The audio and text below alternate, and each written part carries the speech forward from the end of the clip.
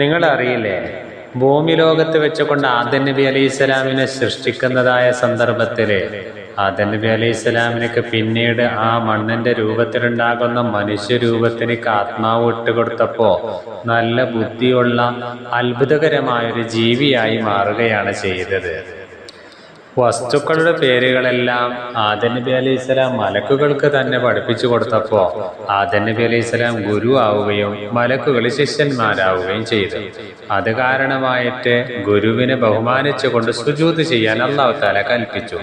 അപ്പോഴാണ് ഇബ്ലീസ് പറഞ്ഞത്, തീ കൊണ്ട് പടക്കപ്പെട്ടതായ ഞാന്, മണ്ണുകൊണ്ട് സൃഷ്ടിക്കപ്പെട്ട ആദം നബി അലൈഹി സ്വലാമിനിക്ക് ഞാൻ സുജൂദ് ചെയ്യുകയില്ല എന്ന അഹങ്കാരമാണ് കാണിച്ചത്. അന്ന് മുതൽ ഇന്നേ വരെയും എനിക്ക് ഖിയാമത്ത് നാൾ വരെയും ലോക ജനങ്ങളുടെ ശത്രുവാണ് ഇബ്ലീസ് എന്നുള്ളത്. അതുകൊണ്ട് തന്നെ ഇബ്ലീസിന്റെ കെണിയിൽപ്പെടാതെ നമ്മൾ ഓരോരുത്തരും നമ്മുടെ ജീവിതത്തിനെ കാത്തു സൂക്ഷിക്കേണ്ടതാണ്.